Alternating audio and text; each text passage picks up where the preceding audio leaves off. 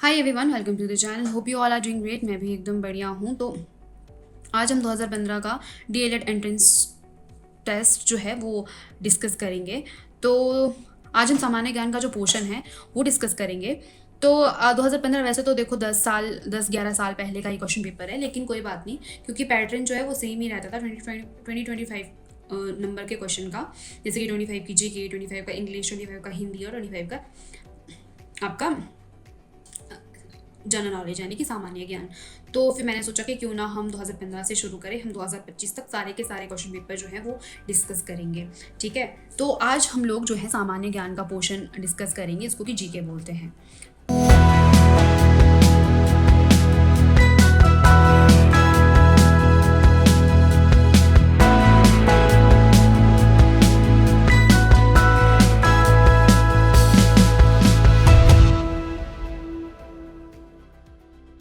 सबसे पहले आपका प्रश्न आता है, हिमाचल प्रदेश की सबसे लंबी नदी कौन सी है। तो हमारे से पूछा गया है which is the largest river in Himachal Pradesh. तो सबसे पहले तो देखो, आपको पता होना चाहिए कि हिमाचल प्रदेश में टोटल कितनी रिवर्स हैं। ठीक है, तो यहाँ पर ऑप्शन में 4 रिवर दी है और ये हिमाचल की ही रिवर है, सतलुज, व्यास, चिनाब और रावी। इसके बाद एक और रिवर आती है हिमाचल प्रदेश में, वो है यमुना। तो मैं यहाँ उसको वाइस से मेंशन कर लेती हूँ। तो ये आपकी 5th रिवर है। तो टोटल हिमाचल प्रदेश में जो है वो 5 रिवर है। तो ये भी आपको पता होना चाहिए। इसके साथ साथ एक और चीज़ जो है वो पूछी जाती है, हमारे से यहाँ पूछा है लार्जेस्ट रिवर। हो सकता है पूछा जाए एग्जाम में स्मॉलेस्ट रिवर। तो स्मॉलेस्ट जो रिवर होती है वो होती है आपकी यमुना। और तो यहाँ पर जो हिमाचल प्रदेश की लार्जेस्ट यानी कि सबसे जो लंबी रिवर है वो है आपकी सतलुज। ऑप्शन ए जो है वो करेक्ट है। हो सकता है इस तरह से भी प्रश्न आ जाए कि जो सतलुज नदी है वो कहाँ से निकलती है। तो इसका जो आंसर होगा वो होगा तिब्बत में मानसरोवर झील के पास से ये आती है, हिमाचल प्रदेश में एंटर करती है। ठीक है, अब नेक्स्ट क्वेश्चन आता है आपका। नेक्स्ट है, बाबा कांशी राम को पहाड़ी गांधी की उपाधि किसने दी थी। तो बाबा कांशी राम को जो है वो पहाड़ी गांधी की जो उपाधि है वो दी थी जवाहरलाल नेहरू ने। ऑप्शन डी जो है इसका करेक्ट आंसर होगा। और इसी के साथ साथ 1937 में सरोजनी नायडू ने उन्हें बुलबुल ए पहाड़ कहा था। नेक्स्ट क्वेश्चन है आपका, बांदली वन्य प्राणी अभ्यारण्य डैश जिले में स्थित है। Bandli wild life sanctuary is located in dash district.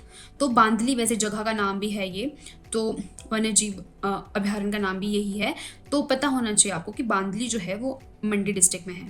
तो कुछ चीज़ें ना हमारे जगह के नाम से भी पता होती है, अलग से इसका कोई नाम नहीं है। ये बांदली जगह का नाम है और उसी से वन्य जीव अभ्यारण्य का नाम भी रखा है इन लोगों ने। नेक्स्ट क्वेश्चन आता है आपका, मनाली के हिडिंबा मंदिर का निर्माण डैश मंदिर स्थापत्य शैली में हुआ है। Hidimba temple of Manali is made in dash style of temple architecture. तो जो मनाली का हिडिंबा मंदिर है काफ़ी फेमस जो है वो मंदिर है, और स्पेशली जो है ये काफ़ी ज़्यादा फेमस है। और ये इसकी छत यानी कि इसकी जो रूफ है उससे ये काफ़ी ज़्यादा फेमस है। और इसका जो करेक्ट आंसर आपका रहेगा वो रहेगा आपका ऑप्शन सी। ऑप्शन सी यानी कि पैगोडा।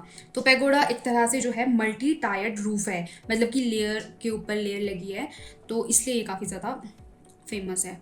इसके बाद आता है आपका नेक्स्ट क्वेश्चन, धामी गोलीकांड किस वर्ष हुआ था। तो धामी गोलीकांड जो है, व्हेन डिड द धामी गोलीकांड हैपन। तो 1939 को जो है धामी गोलीकांड हुआ था। हो सकता है इसमें एग्जैक्ट डेट भी आपसे पूछी जाए, तो 16 जुलाई 1939 को धामी गोलीकांड हुआ था।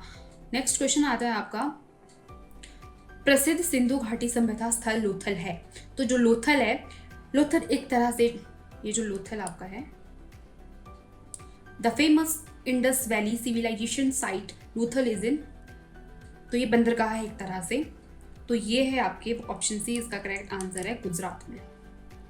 नेक्स्ट क्वेश्चन आता है आपका, बक्सर का युद्ध कब हुआ। तो ये काफ़ी इजी क्वेश्चन है, बक्सर का युद्ध कब हुआ। बक्सर का युद्ध जो है ऑप्शन से ही इसका करेक्ट रहेगा, 1764 को बक्सर का युद्ध हुआ। और एग्जैक्ट जो डेट है इसकी है एग्जैक्ट डेट 22 अक्टूबर।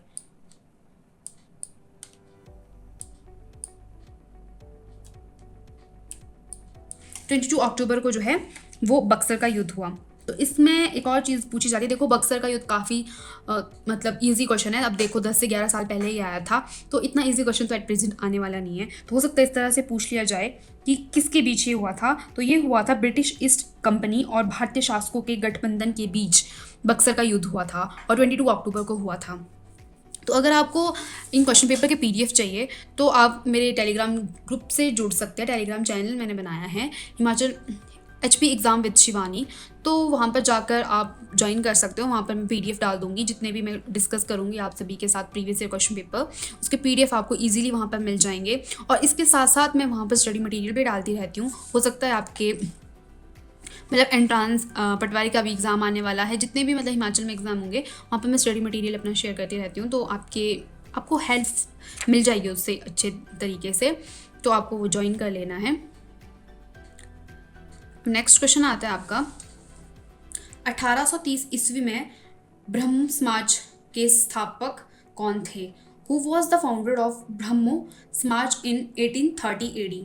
तो इसका जो आंसर है वो है ऑप्शन सी, राजा राम मोहन रॉय। एक्चुअली काफ़ी पुराना क्वेश्चन पेपर है, इसलिए इसमें टिक वगैरह पहले से है, तो इसका मैं कुछ नहीं कर सकती हूँ। लेकिन हम हर एक प्रश्न को एक्सप्लेनेशन के थ्रू समझेंगे, ताकि हमारे और एग्ज़ाम देने में ईजी हो जाए। नेक्स्ट क्वेश्चन आता है आपका, द गाइड पुस्तक किसने लिखी है? Who was written the book the guide? अब आता है आपका ये क्वेश्चन। तो द गाइड एक तरह से काफ़ी फेमस नोवेल है, और इसी के साथ साथ ये पब्लिश हुई थी 1958 में, ठीक है। और ये लिखी गई थी ये R.K. नारायण के द्वारा, और ये काफ़ी फेमस थी उस टाइम पे। तो हो सकता है इस तरह से प्रश्न आ जाए कि 1958 में सबसे फेमस नोवेल कौन सी थी, तो यही थी द गाइड। और हो सकता है किस तरह से आ जाए कि कब ये पब्लिश हुई थी, तो 1958 में ये पब्लिश हुई थी। तो किसी भी तरह से घुमा के प्रश्न आ सकते हैं। आपका नेक्स्ट क्वेश्चन है, अंडमान निकोबार द्वीप समूह की राजधानी है? देखो यहाँ पर तो 4 ऑप्शन दिए हैं, हम इन चारों ऑप्शन को डिस्कस करेंगे। लेकिन मुझे लगता है, या फिर मैं ये बोलना चाहती हूँ कि भारत में जितने भी स्टेट है आपको सभी की कैपिटल पता होनी चाहिए, क्योंकि पेपर में ये क्वेश्चन आ जाता है, तब चाहे ODI का एंट्रेंस हो, टेट का पेपर हो, कमीशन का पेपर हो, हिमाचल में किसी भी कंपटेटिव एग्जाम का पेपर हो, आ जाता है क्वेश्चन। क्योंकि और वैसे भी ये बेसिक नॉलेज है, हमारे को पता ही होनी चाहिए। वैसे इतनी इजी चीज़ें आती नहीं है, पर घुमा फिरा के हो सकता है आने वाले टाइम में पूछ लिया जाए। तो इंडिया में जितनी भी स्टेट है आपको सभी की कैपिटल पता होनी चाहिए। तो अभी हम डिस्कस करेंगे ये ऑप्शंस। तो सबसे पहला जो ऑप्शन है वो है ए, कवरत्ती। तो कवरत्ती भी एक तरह से कैपिटल है, राजधानी है हमारे भारत के केंद्र शासित प्रदेश लक्षद्वीप की। और अब सेकेंड आता है सिलवासा। सिलवासा जो है वो दादरा और नगर हवेली की, दमन और दीव की केंद्र शासित प्रदेश की राजधानी है। और इसके बाद आता है आपका पुडुचेरी, वैसे इसको पांडिचेरी भी बोलते हैं, पांडिचेरी की ही राजधानी है। तो इसके बाद आपको पूछा गया है अंडमान निकोबार द्वीप समूह की राजधानी, तो इसका सी ऑप्शन जो है वो करेक्ट है, पोर्ट ब्लेयर। तो पोर्ट ब्लेयर को एक तरह से विजयपुरम भी कहते हैं। हो सकता है कि पेपर में पूछ लिया जाए और यहाँ पर ऑप्शन पोर्ट ब्लेयर ना हो, विजयपुरम हो, तो वो इसका अंडमान निकोबार द्वीप समूह की ही राजधानी होगी, क्योंकि कुछ जगहों के नाम डबल होते हैं, तो पेपर में कंफ्यूज करने के लिए पूछ लिया जाता है। तो यहाँ से इतनी चीज़ें क्लियर होती है। अब आता है आपका नेक्स्ट क्वेश्चन। नेक्स्ट है, अंतर्राष्ट्रीय महिला दिवस कब मनाया जाता है? International women's day is celebrated on. तो पता ही है आपको, रील्स वगैरह देखते होंगे आप, तो वहाँ पर वुमेंस डे काफ़ी ज़्यादा वीडियो रील में सेलिब्रेट किया जाता है, तो पेपर में भी आ जाता है ये। तो ये है 8 मार्च। नेक्स्ट है आपका, भारत के संविधान के किस अनुच्छेद का संबंध विधि के समक्ष समानता से है? तो संविधान के रिगार्डिंग कोई भी प्रश्न पेपर में पूछ लिया जाता है, क्योंकि संविधान जो है काफ़ी इंपॉर्टेंट है भारत का, तो इससे काफ़ी सारे क्वेश्चन बनते हैं पेपर में।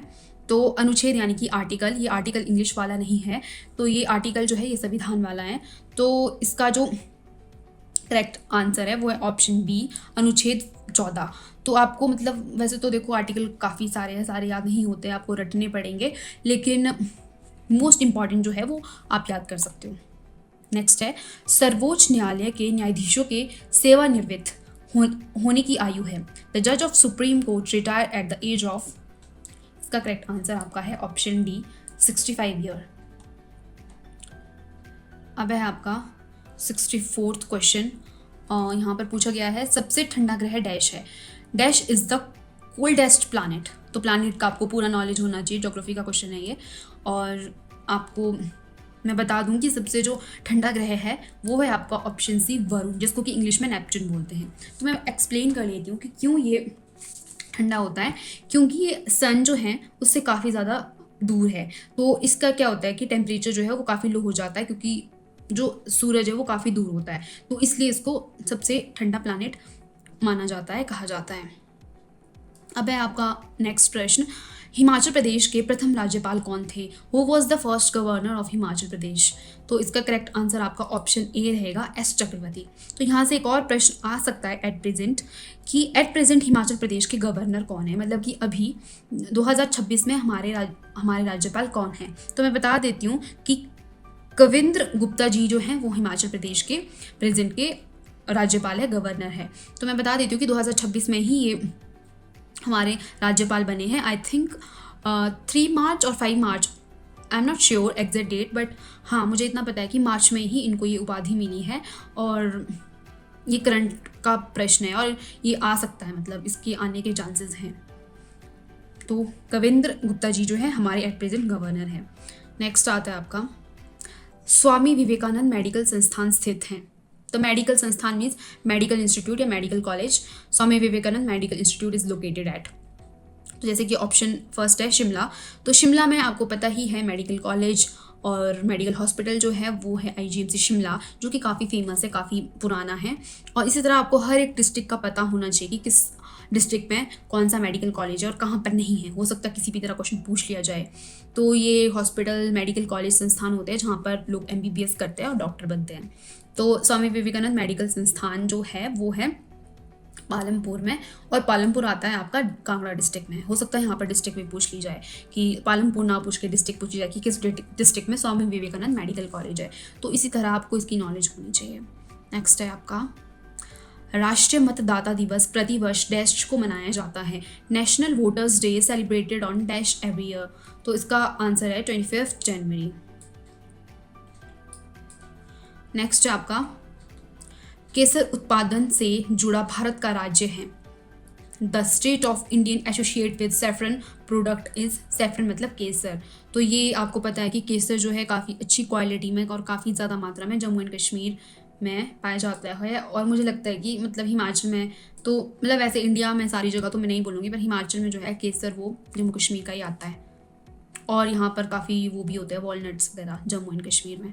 एप्पल्स भी होते हैं, लेकिन एप्पल्स तो हिमाचल में भी होते हैं, पर हिमाचल में एप्रिकॉट भी होते हैं, लेकिन ज़्यादा वहाँ पे पाए जाते हैं। नेक्स्ट है आपका, डैश भारत का सबसे कम आबादी वाला प्रदेश है। Dash is least populated state of India. तो इसका आंसर है ऑप्शन बी, सिक्किम। पंकज अडवाणी का नाम जुड़ा है। The name Pankaj Advani associate with. तो इसका जो करेक्ट आंसर है वो रहेगा आपका ऑप्शन डी, बिलियर्ड्स। बिलियर्ड्स से जो है पंकज अडवाणी का नाम जुड़ा है। तो मैं एक और चीज़ बता दूँ, पंकज अडवाणी जो है वो है इंडियन प्लेयर और ये स्नूकर खेलते हैं, इसलिए इनका नाम जो है बिलियर्ड्स से जुड़ा है। आपका नेक्स्ट आता है,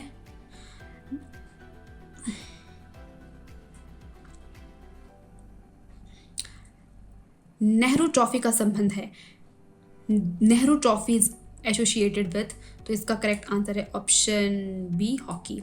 नेक्स्ट है, स्टैचू ऑफ लिबर्टी है। स्टैचू ऑफ लिबर्टी है न्यूयॉर्क में। उत्तरी ध्रुव किसने खोजा? उत्तरी ध्रुव जो है वो रॉबर्ट पियरे ने खोजा। सभी लोगों द्वारा सर्वोच्च संभव स्तर पर स्वास्थ्य हासिल करने की ओर कार्यरत संयुक्त राष्ट्र एजेंसी है। तो वो है आपकी ऑप्शन डी, WHO। WHO की फुल फॉर्म होती है वर्ल्ड हेल्थ ऑर्गेनाइजेशन। आपका लास्ट प्रश्न है, विश्व बैंक का मुख्यालय मौजूद है। The headquarter of world bank is in Washington DC में है। आई होप कि आप सभी को ये क्वेश्चन अच्छे लगे हों और एक्सप्लेनेशन अच्छी लगी हो। तो thanks for watching. Like, share and subscribe कर लेना। काफ़ी मेहनत लगती है वीडियो बनाने के लिए और एडिट करने के लिए और एक एक प्रश्न के एक्सप्लेनेशन को एक्सप्लेन करने के लिए। तो लाइक शेयर एंड सब्सक्राइब कर लेना। Thank you so much, bye.